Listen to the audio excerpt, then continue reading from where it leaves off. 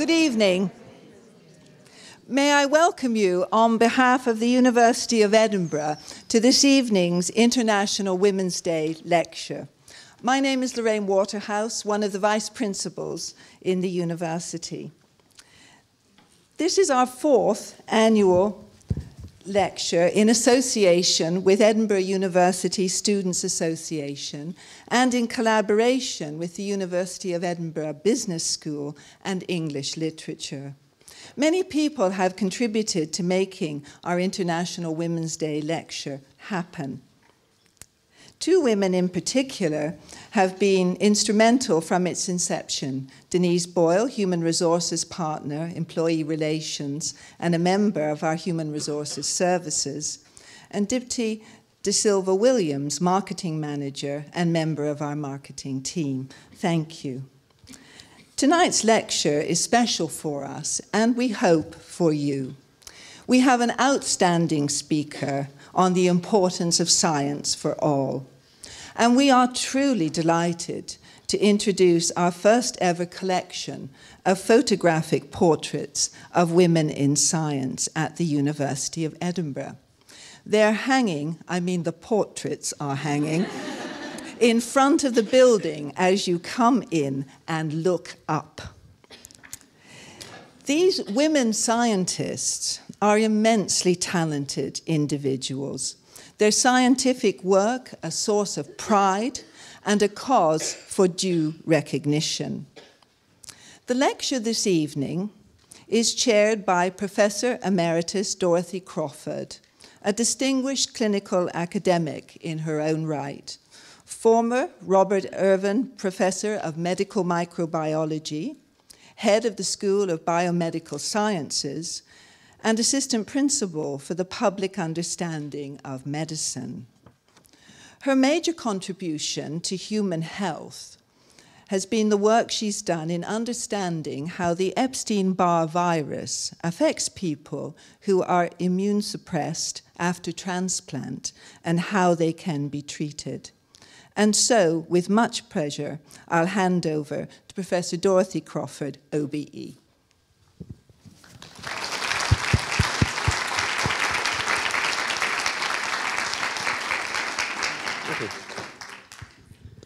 Well, thank you very much. I wasn't expecting any applause for me. I'm just here to introduce our main speaker of the evening, Professor Lesley Yellowlees. And it's a great pleasure to do so, and a great pleasure to see so many people here in the audience tonight. Now, my job is to run through her CV, if you like, in a foreshortened form. So I will do that, and then at the end I'll add my own comments about Lesley, because I have worked quite closely with her over the years. So Lesley did her BSc in chemical physics and a PhD in inorganic electrochemistry, both here at the University of Edinburgh. She then spent some time in Australia, Brisbane at the University of Queensland, and then in Glasgow at the university there, before seeing the light and returning to Edinburgh University in 1986. She gained a personal chair in inorganic electrochemistry in 2005, and her current research interests are still inorganic electrochemistry and spectroelectrochemistry. Now, aside from her research, she is also very active in public engagement, and she spends a lot of time really transmitting the excitement of chemistry to school students and indeed to adults as well. And she also is very active in promoting women in science, as you will hear this evening.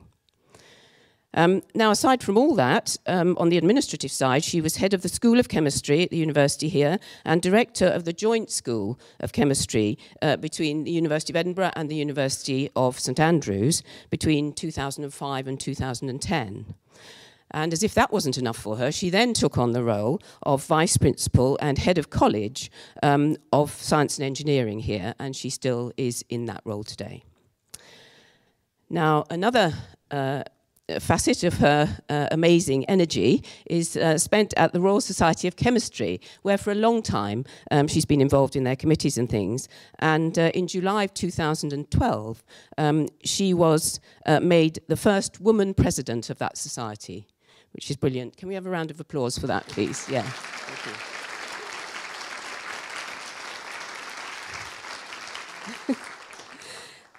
Lesley was awarded an MBE for services to science in 2005 and was admitted as a Fellow of the Royal Society of Edinburgh in 2012. Now that brings us right up to date, and I just want to add that I have worked closely with Lesley because, and indeed with Lorraine, who introduced me, because as three of the few senior academics in the university, we often found ourselves on committees together. And I have to say, whenever I saw Lesley there, I was very much relieved, because Lesley, she won't have any messing about. She's straight down to the subject, and then you know that the committee meeting isn't going to go on all afternoon. And amazingly, even on the most boring committee meeting, Lesley manages to stay cheerful, which is great. So yes, a great colleague to have. Now, I would also like to add that, obviously, from what I've already told you, we can see that she's a first-rate researcher, she's a first-rate administrator, she's an extremely hard and efficient worker, she's an excellent communicator, and a wonderful role model, obviously, for younger scientists. She's been blazing a trail for women in science all these years, and, as I say, a wonderful role model. So I know you're longing to hear her lecture, but I do just want to quote one more thing. I don't know if any of you seen Nature this week, but presumably because it's International Women's Day, they've got a picture there of Lesley on the front in her white coat. And I just want to read the first sentence of the article to you. Science remains institutionally sexist.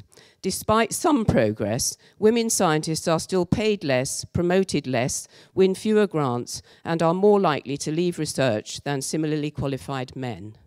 Now, I'm really interested to hear what Lesley's got to say about that. So, without more ado, let me hand over to Lesley to give her talk, which is entitled The Gender Agenda in Science and Engineering. Lesley. Thank you.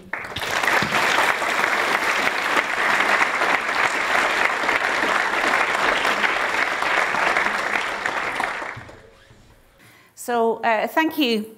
Thank you very much, Dorothy. It made me tired to listen to all the things I've been doing. But I do appreciate it. I've enjoyed working with you over the years very much indeed.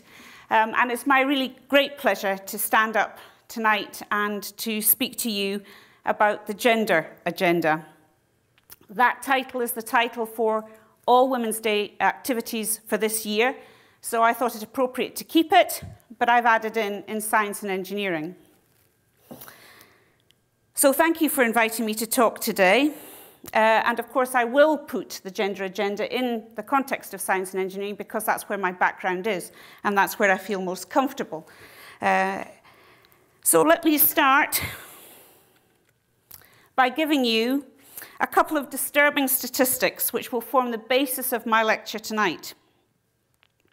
Firstly, only 27% of women graduates in STEM, and STEM stands for Science, Technology, Engineering and Maths, and I will use STEM sometimes and I'll use science sometimes. I mean at all times science, technology, engineering and maths, but it gets a little tedious to say that all the time. So only 27% of women graduates work in the sector they qualified in, whereas the equivalent figure for men is 52%.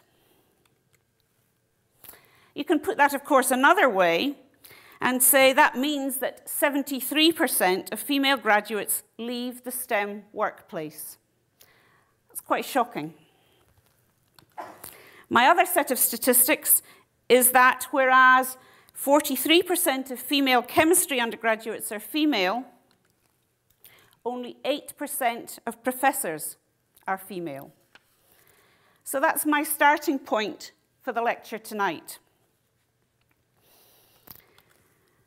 Now, Dorothy very kindly ran through my CV. I thought it appropriate that you knew some of the background of where I was coming from and some of the experience I have had so that it puts in context what my lecture is. So I did my PhD at Edinburgh, and I got it in 1982. and I successfully secured a lectureship position in 1989. But I found the period as being a postdoc as one of the most difficult and frustrating in my academic career. I was always looking for the next position and with no job security. And I found that difficult, and I found it very frustrating to work on someone else's ideas who was paying the grant that was employing me. So I was delighted to get my first academic appointment. In 1994, I took up a 3-year partial secondment to work on behalf of the college, or the faculty then, of Science and Engineering, doing outreach and recruitment work. I thoroughly enjoyed the job, and I thoroughly enjoyed meeting lots of fascinating people. But I realized that if I was going to achieve more in my life, I needed to go back and concentrate on my chemistry, and did so, and gained my personal chair in 2005. And at the same time, at the same year, I took up the challenging role as head of chemistry, and I was the first woman to lead chemistry at Edinburgh, and I was the first woman to lead a chemistry department at a research-intensive university in the UK. After 5 years, I left that to take up the two jobs I'd always dreamed of securing. Although, to be honest, I had never anticipated or planned to hold both at the same time. Things happen. So currently, I'm president of the Royal Society of Chemistry, and the Royal Society of Chemistry is a professional society for those with an interest in chemistry in all its different guises, based in the UK, but with an extensive international reach. I'm their first woman president in their 171-year history, which is an honor, it's a privilege, but it's also quite a responsibility.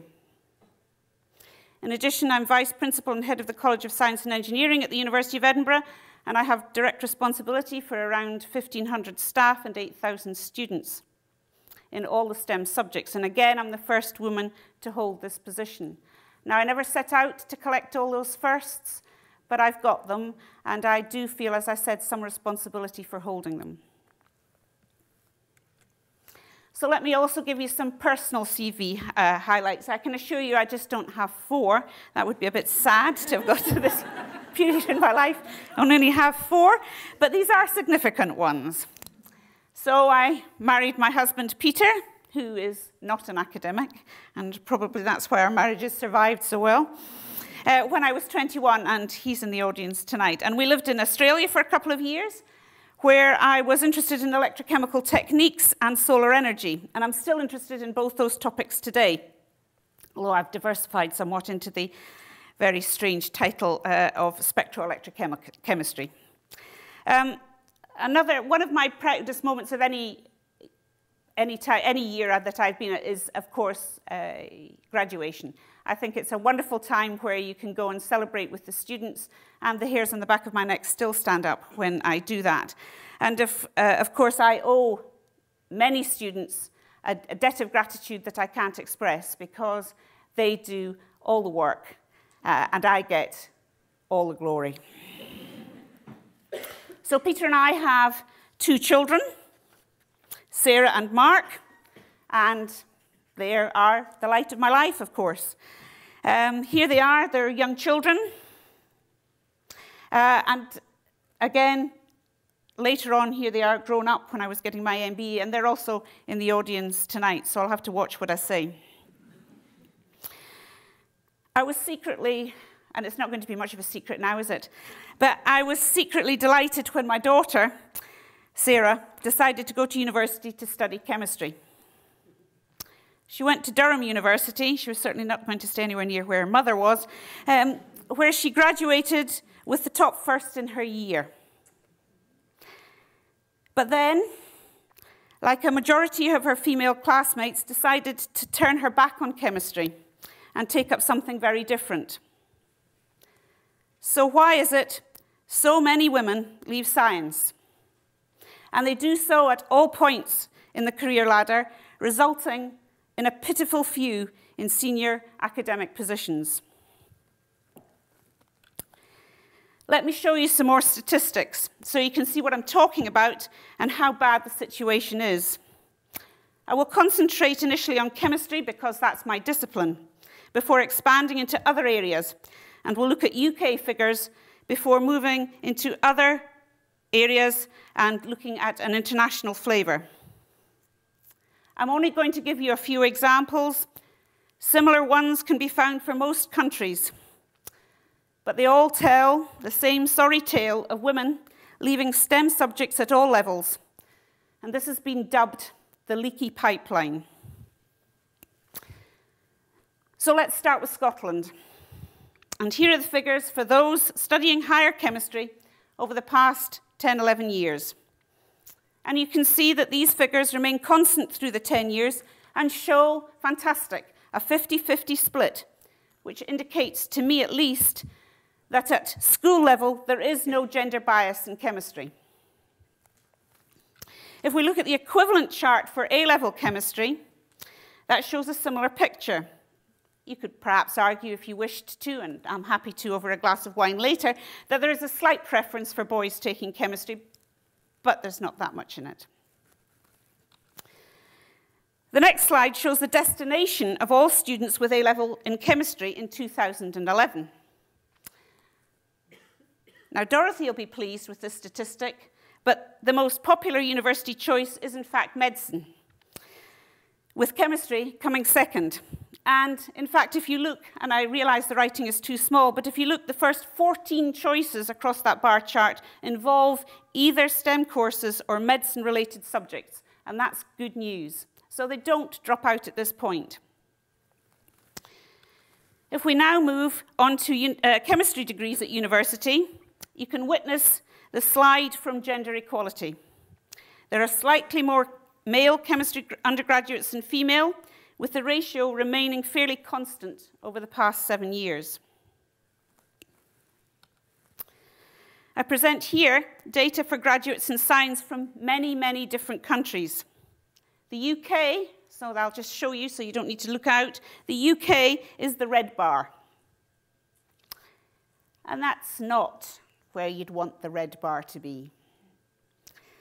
We're not performing well compared to many others, but we are at least in a better position than the yellow bar, which is the Netherlands, for example. And I don't know about you, but I was very surprised to see the Netherlands where they were on that chart.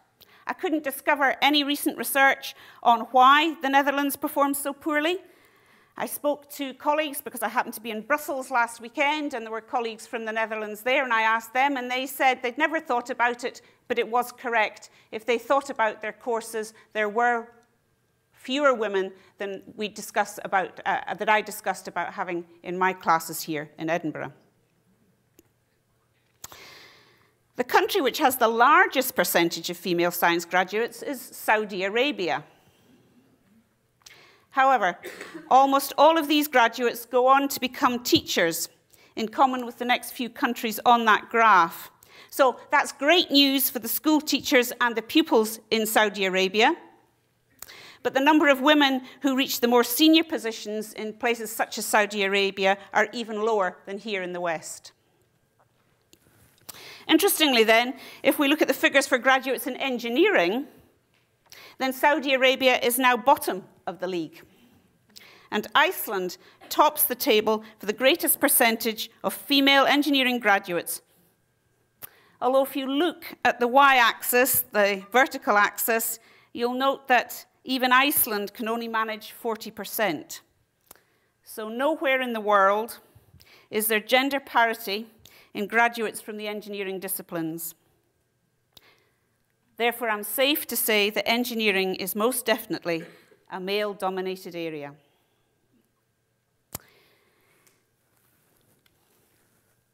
In every country, apart from Denmark, there is a greater percentage of female science graduates compared to engineering ones, with very large discrepancies in countries such as Saudi Arabia. And the UK, there's quite a large discrepancy as well, but there's near parity in many others. If we now move on to chemistry postgraduate figures for the UK, again, you can see a fairly constant picture over the past 7 years, with roughly a 40-60 split in favour of male students. Remember again that the undergraduate ratio was 43 to 57. So there's not a big shift here, but it's the start of the slippery slope. And if we extend this to look at chemistry statistics over the complete academic landscape, and this is using data from 2010 to 2012, I think you can see a very sorry picture indeed. Over the piece, the number of women decrease. And so along with that is obviously the statement that the percentage of men increase dramatically. When I first started presenting such figures several years ago, I was told I was more rare than a giant panda. But in Edinburgh, at least, that is no longer the case. As Edinburgh Zoo has 2 giant pandas, and the School of Chemistry at the University of Edinburgh has 3 female professors.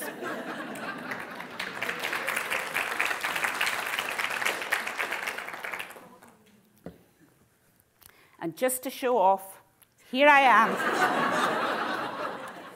feeding one of them. It's one of the perks of the job of being president of the Royal Society of Chemistry. You get to meet some interesting individuals, and there was one of my more interesting ones. That's one of the highlights of my presidency so far. Don't spread that too far. So if we go to the States now, this bar chart presents the percentage of female students at different levels of study. Undergraduate, master's, PhD, and postdoc for different subjects. And there's lots of information, and it's very interesting just in that one graph there behind me. I'd just like to highlight a couple of points. Look at the positive numbers of women in agriculture and biological sciences. That's the 2 on the far left-hand side, the blue and the red color. It's good and positive, at least until the completion of a PhD, when again you can see the falling off, the tailing off starts.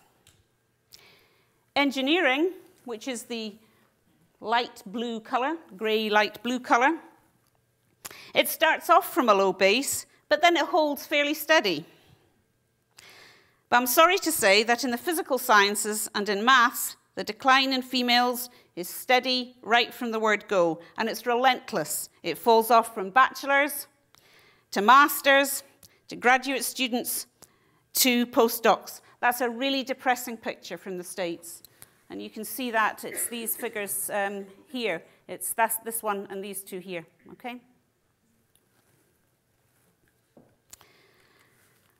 Well, what about the Far East then? Here's some figures from Singapore.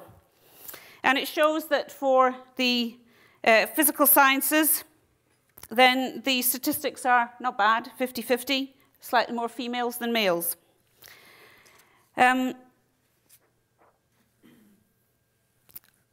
Although it's worth noting here that if you look, the overall trend is for an increase in students studying the physical sciences in Singapore, but the women are beginning to tail off and the men are ever increasing. So it's becoming more popular in Singapore for males to study the physical sciences, and the females are slightly slacking off. And actually, if you look at statistics over the UK for any length of time, you will see exactly the same phenomena.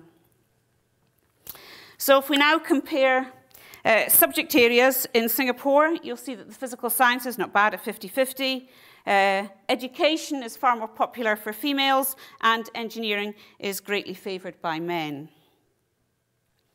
Now, I happen to choose Singapore, and I have to say I chose Singapore because I was out giving this lecture in Singapore in January, so I had the information, but I could equally well have chosen many other countries in the Far East. The same trends are evident in them all. So let me bring it back to Scotland now and show you the leaky pipeline for science and engineering subjects.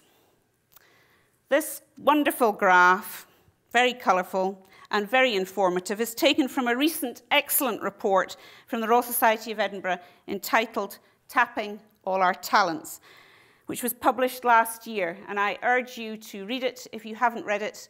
It's available on the web.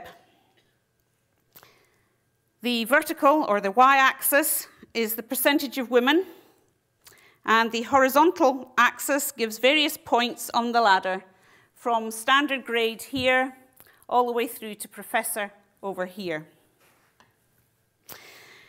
All subject areas, you can see them. There's 6 subjects on here. The red is biology, the light blue is chemistry, black is mathematics, yellow is computing, green is physics, and grey is engineering.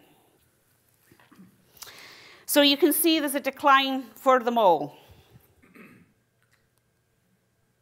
Chemistry, which has the steepest decline, I'm very sorry to say, has around 50% of undergraduates who are female. This drops to 40% postgraduates, less than 30% postdoctoral fellows, 10% senior lecturers, and in Scotland, 6% professors.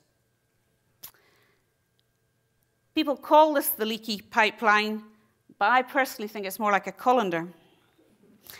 Physics has less than 30% undergraduates, which falls to 8% professors, and engineering, which starts from a very low base of 15% undergraduates. Biology, which I think we all think, or we tend to think has a healthy gender bias, in fact does. It starts from 65% female undergraduates, but that figure plummets to 16% of the professorial staff. Now, no subject is exempt, and Scotland shares very similar statistics with Europe and with the US. And I'm told by my industrial colleagues that the situation outside of academia is no better. But why should it matter that so many talented women leave STEM-based careers? Well, I go back to one of my initial slides. In Scotland, 27% of women graduates in STEM work in the sector they qualified in, compared with 52% male graduates. This means that of the 56,000 female STEM graduates in Scotland, just over 15,000 continue to work in the sector. Putting these figures another way means that 27% of our female Scottish STEM graduates take up set occupations, but 73% do not. For me, this does not make good economic sense. It's estimated that a doubling of women's high-level skill contribution to the economy would be worth as much as £170 million per annum to Scotland's national income. Further, it costs the Scottish Funding Council and the universities considerable sums of money to graduate someone in physical sciences and engineering. They are the second most expensive band after medicine.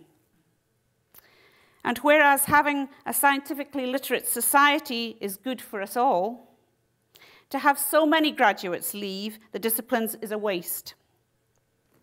Particularly when you consider that a recent piece of work by the Science Council predicts a serious skills shortage in the STEM workforce in the next 5 years, and that 58% of all new jobs in 2017 will use STEM skills. In my opinion, in order to make up that shortfall and help get our country into good financial shape, it will be necessary to retain far more female STEM graduates in the field.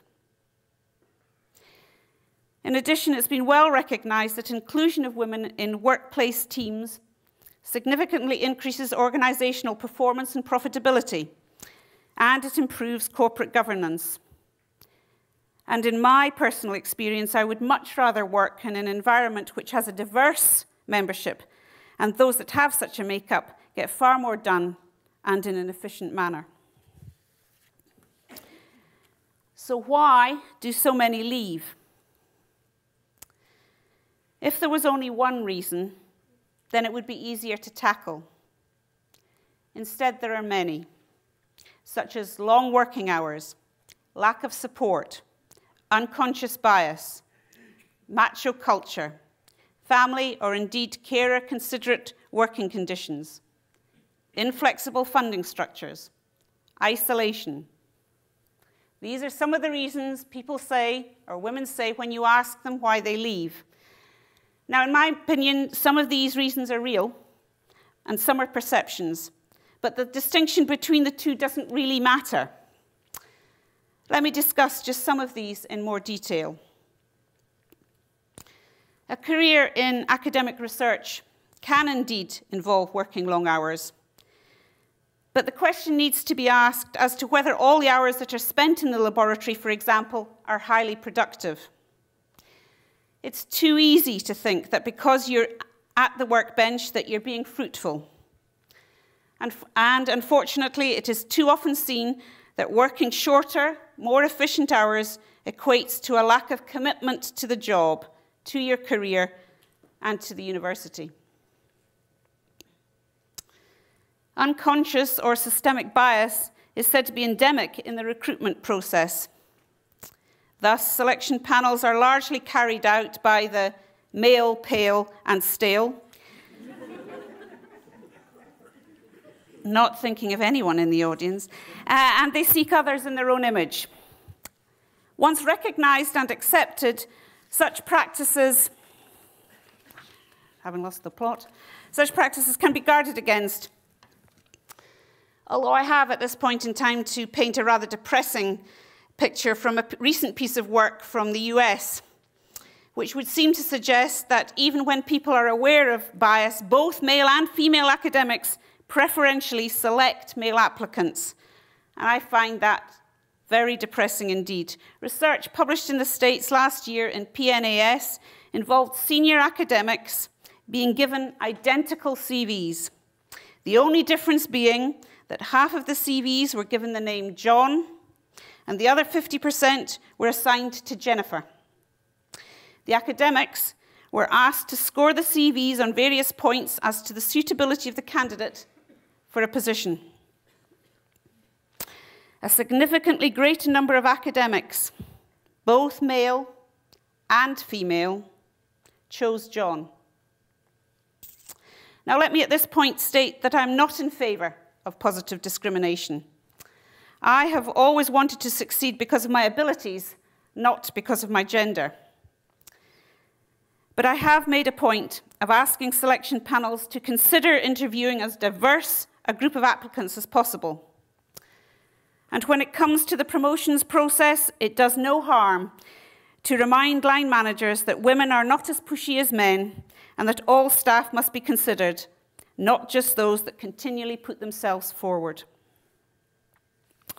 And that brings me to the macho or the alpha male culture, which can easily transgress into bullying. The use of the inappropriate phrase or gesture can be intimidating and undermining and is not necessary. But it's difficult, I know, because I do enjoy male colleagues telling me I look well or that they like my dress. But I don't find it easy to be told that I'm being aggressive or emotional by my assertive senior male professors. Being the only woman in a room full of men is hard. The boys' club culture is still alive and well. You've no idea how frustrating it is when I ask my male colleagues when some initiative or other was discussed and a decision taken, and I was frequently told that the debate was conducted in the gents.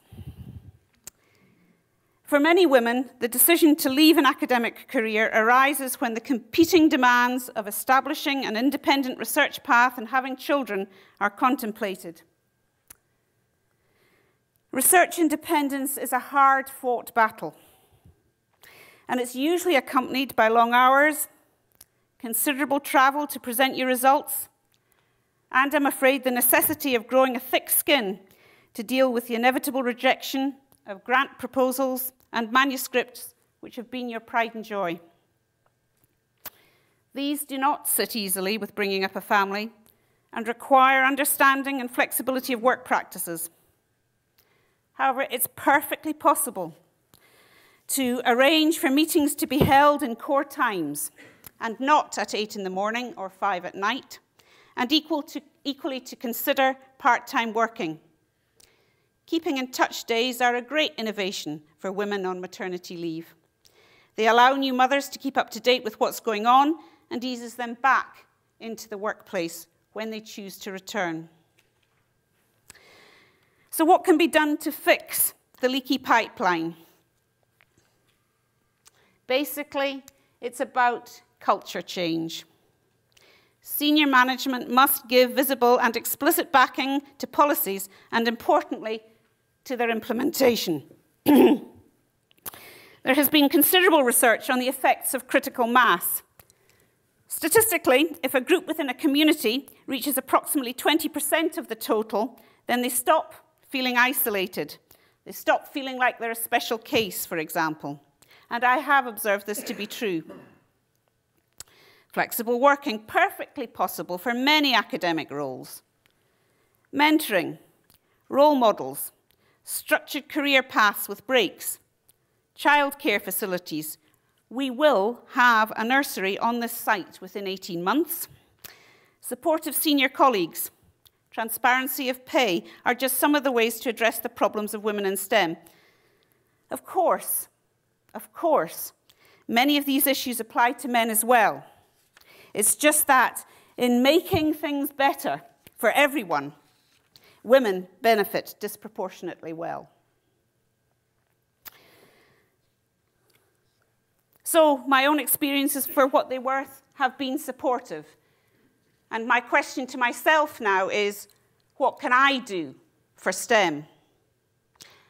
I've always enjoyed the support of senior colleagues, and they've helped me with my research. They've given me opportunities to grow. They've offered me advice, not always taken. They've allocated me good PhD students on the whole, and have realized the importance to me of my family. But I realize this is not common to all women, and there are some horrendous stories out there that I hear. And so one thing I am determined to do is to give back whenever and wherever I can, to remember the good things that were done for me, and to now try and do those same good things for other people, and to encourage others to do that as well. So I will campaign for culture change, and I will speak out for a diverse workforce who are supported throughout their careers. Now, I've concentrated on problems experienced by women who have decided to try and follow a career in academia. However, in many subjects such as engineering, computer science, and physics, the percentage of females studying at university is very low, and that reflects the poor uptake at school, particularly in physics, for example. And the Institute of Physics has just recently published a fascinating report on the problem and highlights the importance of role models and a relevant curriculum in addressing the shortfall. In addition, the importance of explaining to parents that careers in the sciences is equally accessible to both sexes has been identified. There is no such thing as a girl or a boy job.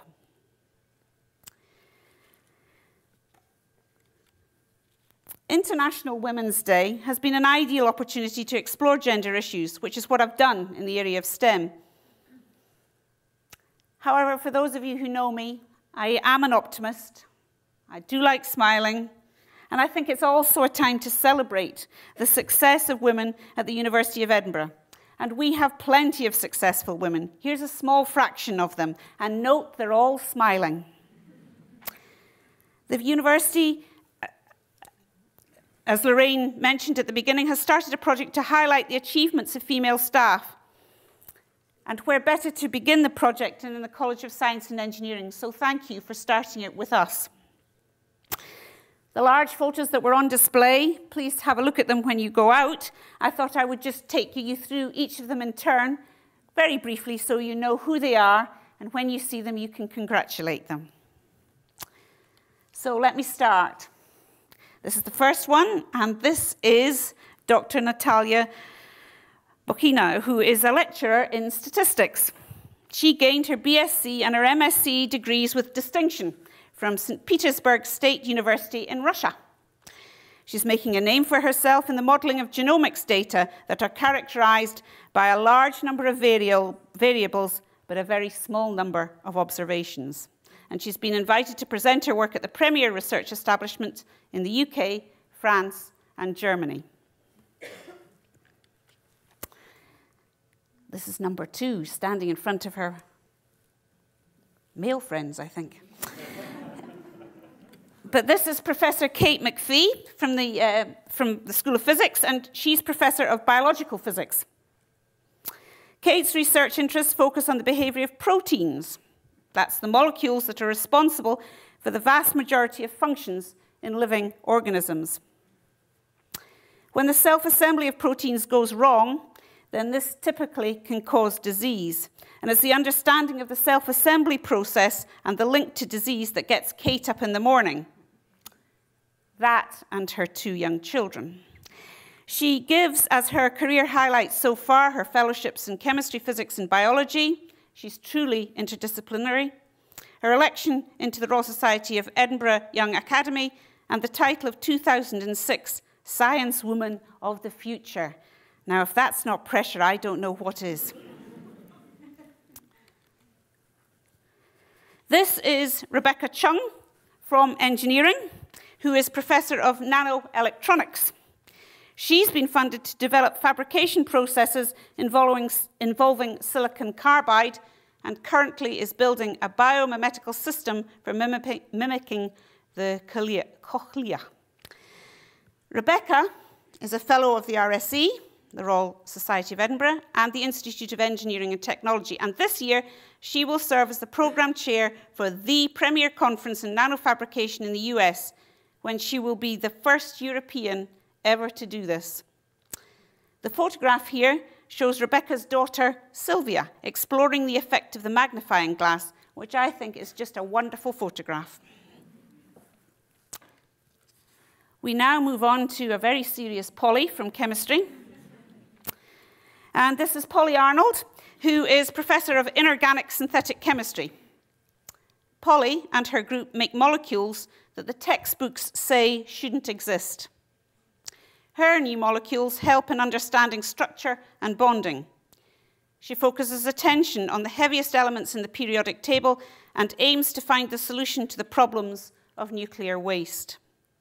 Her career is littered with prizes such as Fellow of the RSE, Award of an EPSRC Leadership Fellowship, Royal Society of Chemistry prizes, such as the prestigious Sir Edwin Frankland and Corday Morgan, and the recent Rosalind Franklin Award from the Royal Society, which is currently occupying Polly's attention as she's making a film about women chemists.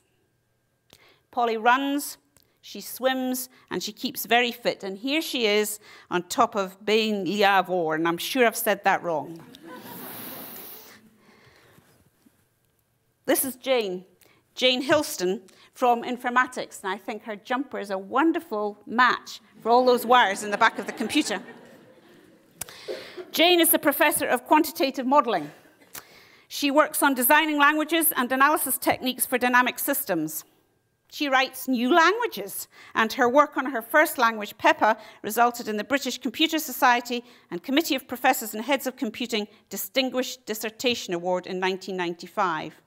She also holds an FRSE and was awarded an EPSRC Research Fellowship. That's the Engineering and Physical Sciences Research Council, for those who don't know. And she was the first winner of the Roger Needham Award, which is sponsored by Microsoft. And these two are her delightful daughters, Martha and Alice, who said they were quite happy for me to use their photograph. Now, this is Kathy Whaler, and Kathy is from Geosciences, and she's the Professor of Geophysics. And this picture shows her undertaking field work in the Afar region of Ethiopia. I personally always like to picnic nearer the sea, but that's everyone to their own. And in case you doubt that that is actually Kathy, she was determined. I cropped in on this picture to show that that is actually her in Ethiopia. Some people have it hard. So Kathy probes the liquid outer region of the Earth's core, where the magnetic field is generated. She's a fellow of the Royal Society of Edinburgh, the Institute of Physics, and the American Geophysical Union. And that honour is only conferred on less than 0.1% of its members every year. And she's just been awarded the Price Medal of the Royal Astronomical Society. But more than that, she has a minor planet named after her. Our final woman in science and engineering is Jean Beggs from biological science. And Jean is the Royal Society Darwin Trust Professor. Jean was elected a Fellow of the Royal Society and the Royal Society of Edinburgh. In 2003, she was awarded the Royal Society's Gabor Medal for her contributions to the isolation and manipulation of recombinant DNA molecules. She received a CBE in 2006 for her services to science. And this is Jean with her husband Ian, with her 2 sons, Simon on the right and Paul, and her dogs, I'll get them all in, Zoe and at the top, and Mia at the bottom. These are fantastic women, all of them. They're all great role models. They're fabulous scientists, and you know, they're all the best of colleagues. So let me just finish by saying that the situation is getting better. The numbers of women in senior positions are increasing. It's just painfully slow. If the rate of change progresses at a similar gradient to that we have observed over the past 5 to 10 years, then equality will be achieved in over 100 years. If that is the case, how depressing that it will be an uphill struggle for the whole of my daughter's working life. Don't take this to heart, Sarah. Just as it has been for generations before her. It's surely in everyone's aim, and it's surely in everyone's interest to retain skilled and talented people who choose STEM careers so that they can progress at the same rate as men. Surely that's all any of us would really want. And let me finish by giving some thanks to my family and friends. And that picture at the top there is one of me when I became president of the Royal Society of Chemistry, surrounded by some very powerful women indeed. My mother, my sisters, my daughter, my niece, and my son's partner.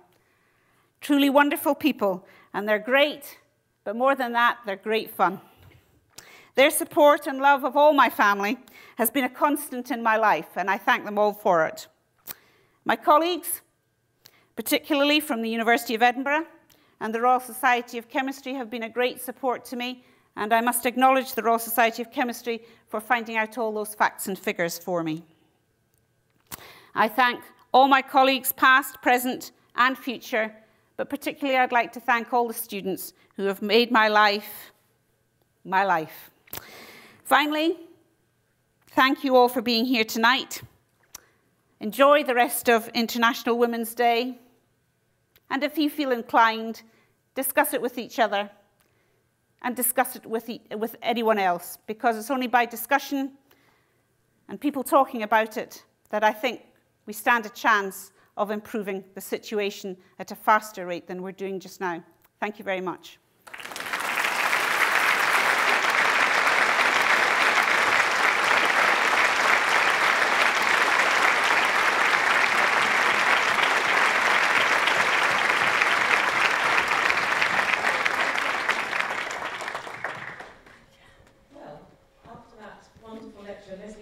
To answer some questions. So we've got a few minutes if anyone would like to start the ball rolling.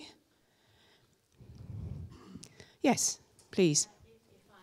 There are microphones to be had. My daughter is studying earth sciences. So I was interested to note in one of your early bar charts that there seemed to be less of a drop-off in that area of graduates than in some of the other sciences. Any reasons for that? Can I just check? Did everybody hear the question? Just hold the microphone at your mouth. Well, it's okay. Sorry. Leslie, can you repeat the question? Yes, Leslie? I can. Yeah. So this lady's daughter is studying earth sciences. Will not ask where. Here. Oh, here. Oh, good. It's all right then. Great place to study them. And she was noticing from one of the bar charts, I think it was in the States one, the United States, that the drop-off wasn't as great for earth sciences as for some other subjects. I think there are a variety of reasons. I think Dorothy may have something to say. I think one of the things is earth sciences quite often contains a lot on the environment and on ecology and things like that. And I think those subject areas have historically been attractive to women to do. and so that they have perhaps been more interested, they have more role models. There's certainly a few in this university. I'm not sure of the absolute reasons, but I should think there's several, but it's very nice that she's chosen a subject that perhaps she feels more supported in. Thank you. I doubt that by the time you get professor level, it's any better than any of the others, though. Anyone else? Yes, Rod.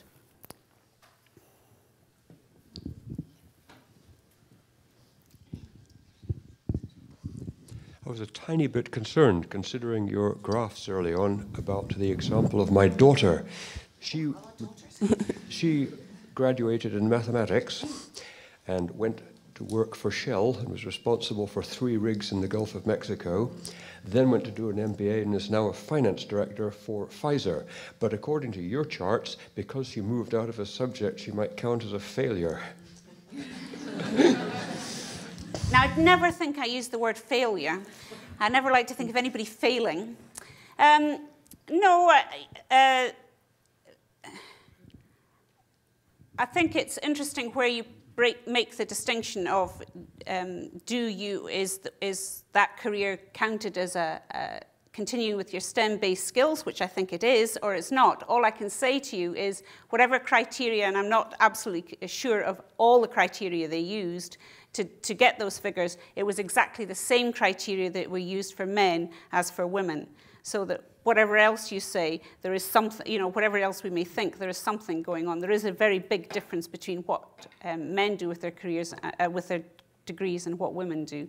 But that sounds a very powerful job, and I hope she's enjoying it.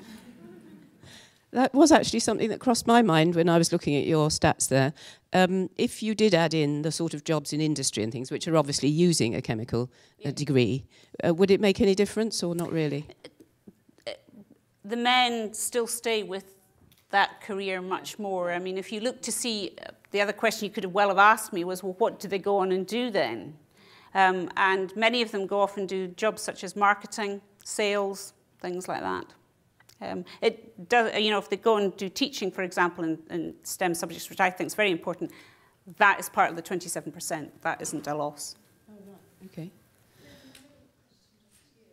Okay. It's not a question, Lesley. I was just going to comment on the earlier question about earth sciences. And oh, thank you. Yeah, I mean, the situation seems to be that the drop-off occurs later, so the gender balance stays roughly balanced. Sorry, that's not very well phrased, is it? Until later in the career, so it's at sort of postdoctoral and later level that the scissors begin to emerge in earth sciences, and I don't think we have any good reasons as to why that happens. I think it's probably just the usual reasons that you enunciated earlier about the problems of, you know, particularly an academic career with the uncertainty of the postdoc years and everything affecting choices. Thank you, Kathy. That's Kathy that was sitting in the deserted beach, doing very important research. There's a man in the middle there. Do you have a question? Yes. Can we get a microphone to him? There's one coming this way.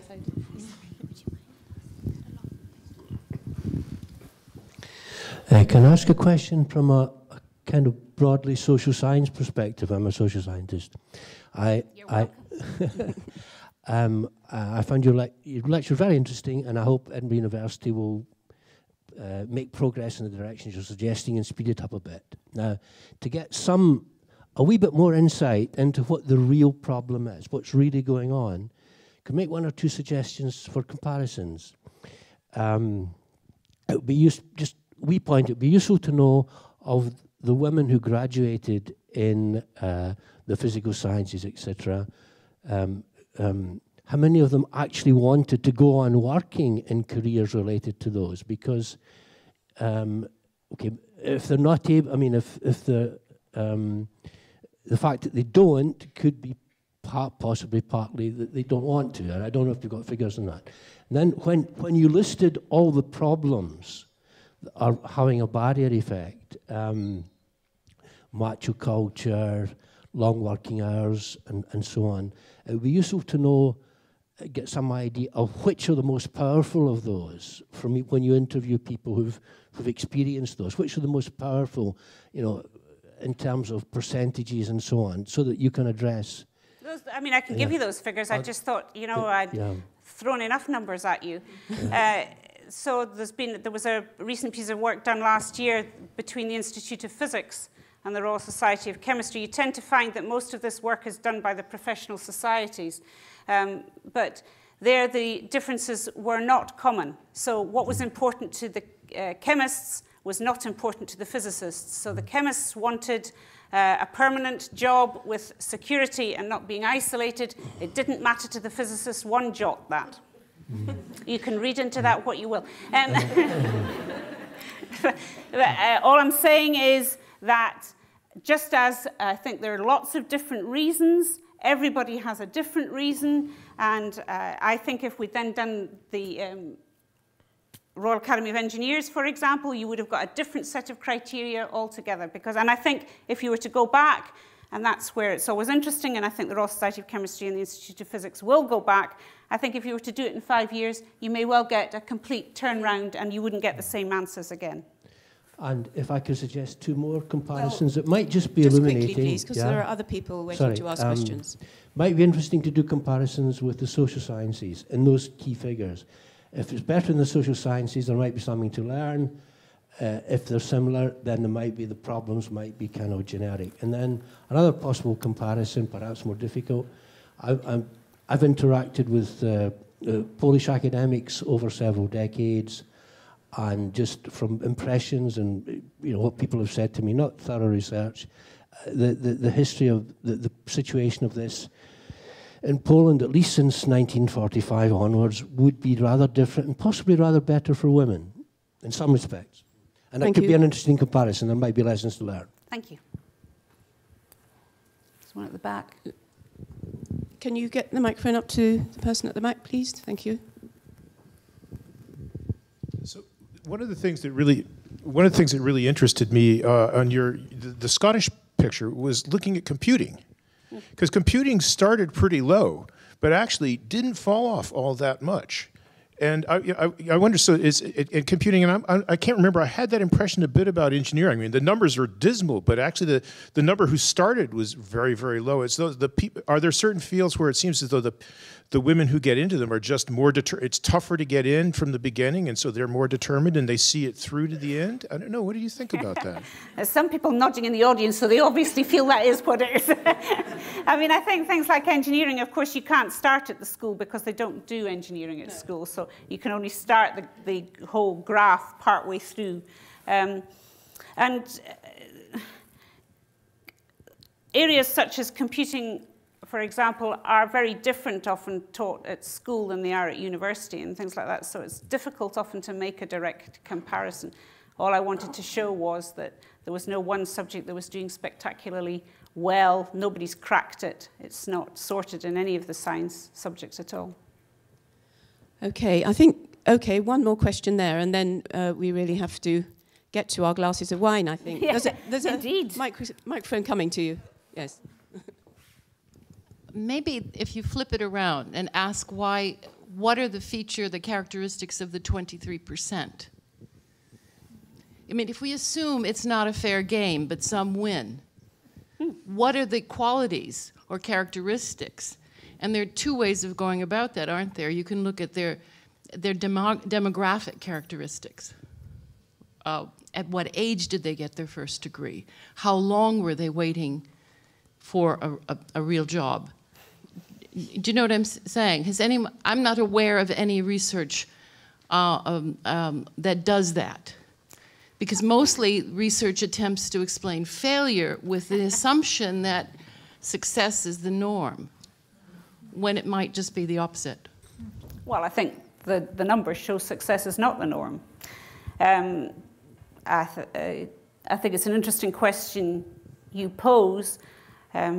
What I would be keen to do, as Dorothy's already alluded to, if you look at work and things like that, I want to progress things forward. So I would like to find some things that would allow us to help more people be able to make the affirmative choice to stay in STEM.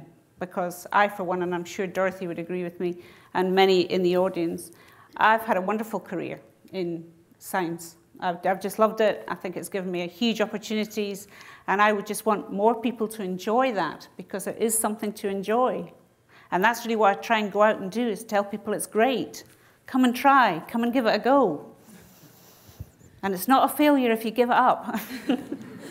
Okay, I think we need to stop on that point, and I'd now like to call on Lorraine to come and give the vote of thanks to Lesley for her wonderful lecture. Thank you. Thank you very much. 4 things remain for me to do, briefly and happily.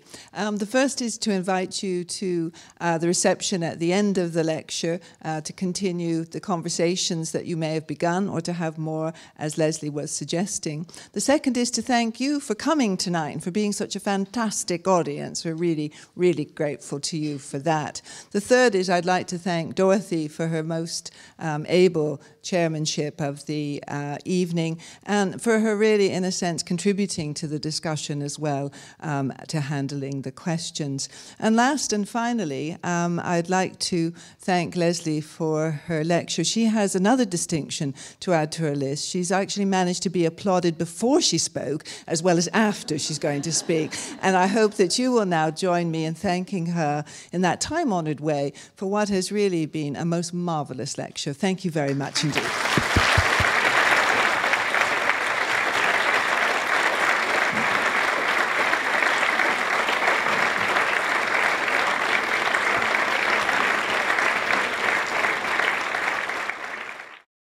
This production is brought to you by the University of Edinburgh.